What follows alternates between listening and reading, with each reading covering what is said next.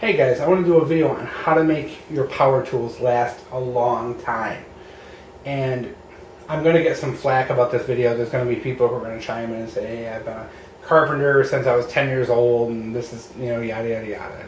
Alright, so hopefully guys you watch the video and give this whole thing some thought, because I'm going to lay a couple good nuggets on you here. So there are three killers of power tools. The first is heat, which is you overusing the tool. Now, of course, tools have different grades, from your really, really cheap garbage, like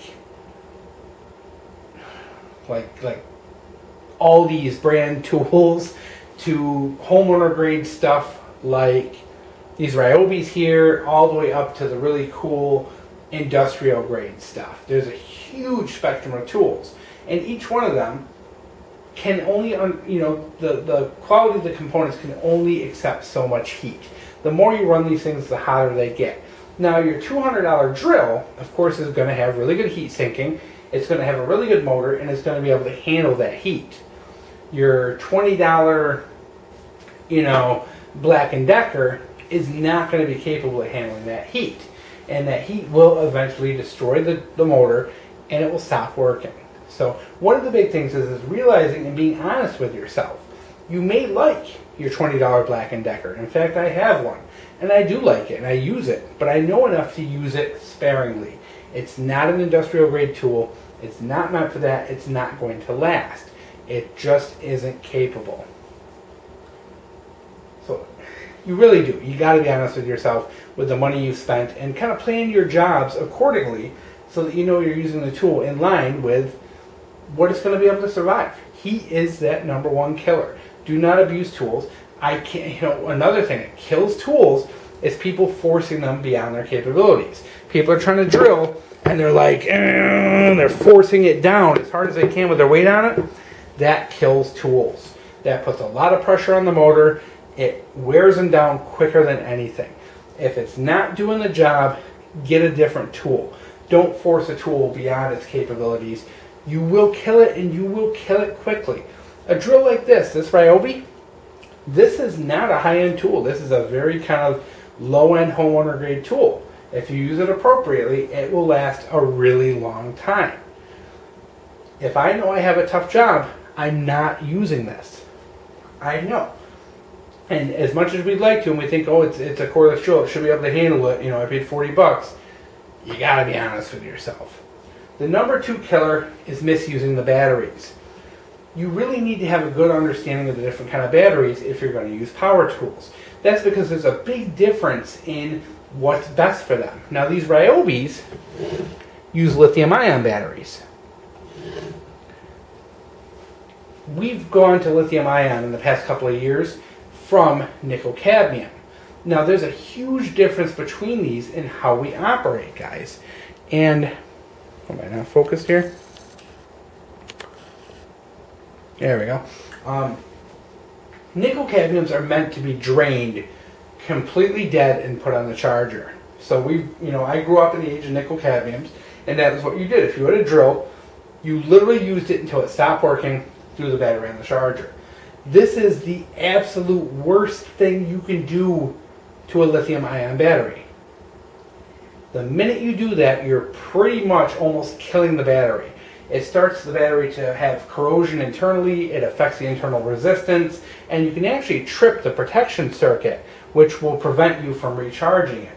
So knowing what you have is very important, and knowing how it works, also very important. That #2 killer, and I see it all the time. I worked in a hardware store, guys. I worked in a hardware store for pretty close to 2 years, is people not doing things right. Take the time, do a little research, understand your tool. The big thing was, back in the day when I was doing this, nickel-cadmiums were still the thing. And you get people come in after like a week and they're like, oh, my battery won't really hold a charge. Why? Because they use the battery for 5 minutes, put it on the charger, use it for 5 minutes, put it on the charger, and repeat throughout the course of the week, and that battery developed a terrible memory. And then they were unhappy and they complained.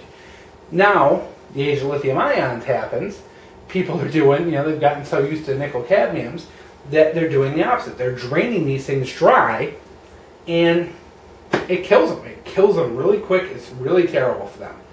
And the third cardinal sin of power tools is leaving the battery on the charger. That's one thing I just drives me bonkers. Is you go over to someone's house and you'll see their battery on the charger, and it's literally been there for like days. There is no quicker way to kill your battery. Well, there is a quicker way, running it completely dead. But you will fry your battery in no time if you leave it on the charger. These lithium ions have very little self-discharge. They pretty much hold this charge very well over the course of like a year. They'll maintain like 80% of their charge after a year. And for some reason people feel the need to keep them on the charger, to keep them ready at any second. Now, most good chargers will switch over to a trickle mode.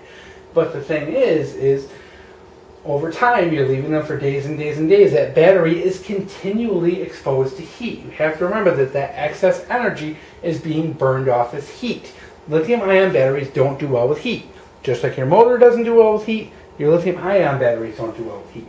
So even though that heat is not very hot, you don't want your lithium-ion batteries being 80 or 90 degrees. You actually want them to be cool. Keep them in a cool, dry place. In a basement, in a cellar, a nice dry, cool area in a closet is actually the best place for these batteries. If you have a nice, cool, area in the house, you can stash these, do it. Leaving them on the charger, they're going to develop heat from the trickle charge. It's going to wear them down even quicker. So that is a killer as well. I've seen plenty of people who leave those batteries days and days on end. They go to put it in their drill, and the things have like nothing left to them. Why? Because you cooked them. You cooked them for 3 and 4 days. I mean, they discharge, and it affects them dramatically when you do that. So that is a big no-no as well. So your best use when it comes to a tool like this, of course, is not to overstress it, not to overuse it so it gets hot, and to use the battery appropriately. If you got a Ni-Cad, drain it dry. If you got a lithium ion, use it sparingly. Get a couple extras, switch them out often. Don't leave them on the charger, and don't be afraid to keep them someplace cool. They can handle, lithium-ion batteries can handle like negative 20 degrees. You could probably even store them in your refrigerator if you wanted, because it really won't hurt them as long as your refrigerator will keep them dry. So overall, guys, that's how you keep a tool running. I see so many people, and of all the Ryobi videos I've done, people are like, oh, they're junk, they're junk, they're junk. It's, well, guys, learn how to use your tools. You may be a master craftsman in whatever field you're in, but if you're not using your tools right, they're not going to last. So you need to know it. You need to know the difference between the lithium-ion and the cadmium, the Ni-Cads. You need to know and understand how to run your tool and how to take care of it. The best thing you can do is plan ahead when you're doing a job. Stagger your cutting, your drilling, your screwing, doing all that in small intervals when you're using power tools, and always use corded tools whenever you can. I know the cordless battery operated tools are really easy and they're really convenient, but if you're doing something like building a deck and you're going to be using that thing all day long, you really do want to use a corded tool for as much of that as you can. Long-term extended use, even a really good $200-300 tool, it's not going to do as well. It's the way of the world, guys. Everything's kind of built in China now. Nothing's really built as much as they put an industrial grade sticker on it. Stuff just isn't meant to last like it used to, and especially with this battery operated stuff, you really have to use it sparingly.